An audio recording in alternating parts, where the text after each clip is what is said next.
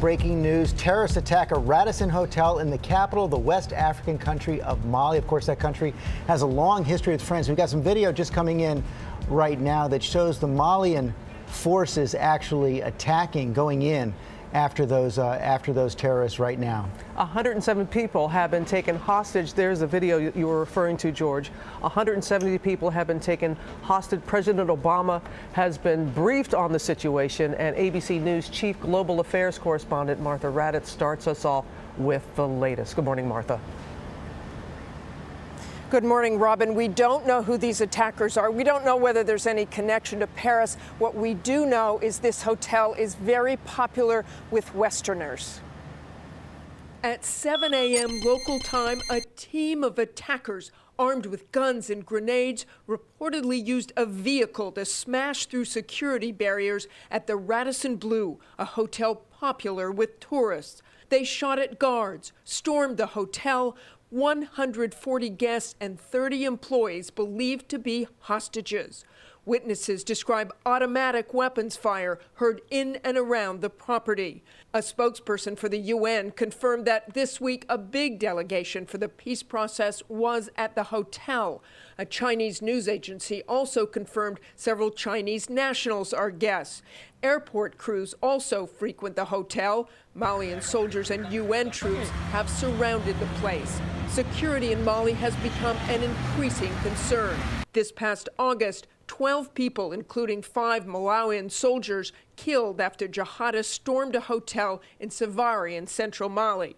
In 2012, France forced to send in troops after parts of the country occupied by Islamist fighters linked to al-Qaeda. France still has 1,000 peacekeeping troops in the country, even though the United Nations recently took over security operations. Again, special forces now surrounding that hotel, possibly going in, trying to end this siege. Robin and George? Very fluid situation, Martha. Thank you. That's right. And we have on the phone right now Olivier Salgado, who's the chief of communications for the UN in that region. We know they had taken about 170 people hostage. 20 have been released, including 3 UN personnel. Yes, that's correct. 3 UN personnel were extracted this morning.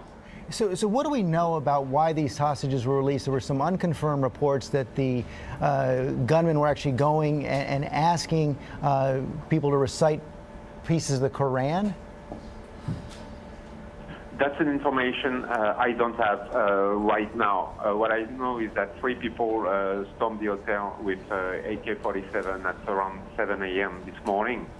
And of course, immediately the security forces from Mali were deployed around the hotel. And it's been 2 years that the United Nations is supporting Mali, as you know. And of course, we've sent immediately on the site quick reaction force plus ambulances and many other means in case of emergency. This is where we're at. But that's an ongoing situation as we speak. So you have the UN peacekeeping forces joining the Mali military? Yes, we are coordinating our efforts as we do. It's been 2 years that we are doing that, and of course this morning we are helping our colleagues on the ground. We just got some images showing the military appearing to go into the hotel. Do you have anything more on that, whether those forces have indeed gone into the hotel to go after the gunmen? Yes, but it's happening as we speak, so I don't have many more details. What I know is that around 20 hostages and maybe more were freed. And maybe the situation is currently over. I need to check that, and it's an evolving situation. So to be clear, we started out with 140 guests in the hotel, 30 employees of the hotel. That's 170 hostages in total, but you believe that 20 of the hostages have been released, including 3 UN personnel, and that some sort of military operation is going on right now.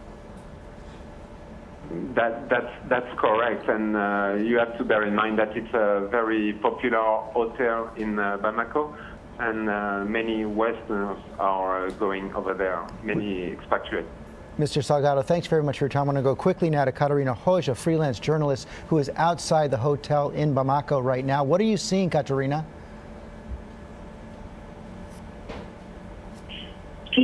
just surrounding the hotel have been closed off by army and police. Several vehicles and armed soldiers are on the ground. About an hour ago, we heard a few of the hostages have been released. The first report said it around 10 or 15 managed to leave the hotels. We also heard 50 or 80. Among them were Malian hotel staff, but also foreign guests. As we heard before, this is a hotel popular with Westerners and also with many of the agencies working here, among them the UN peacekeeping mission, who have staff staying at the hotel regularly. Katerina, could you see the military go into the hotel? We are a bit too far. The exit is on the side street, so we have not actually been able to see any military going inside the hotel. They are driving. There have been several cars driving back and forth on the street leading up to the hotel. Obviously, also a couple of ambulances leaving the hotel with injured people. We know that there are at least 3 people killed and a couple injured, among them a security guard that was at the hotel when it was attacked this morning. Okay, Katerina, thank you very much. Please stay safe.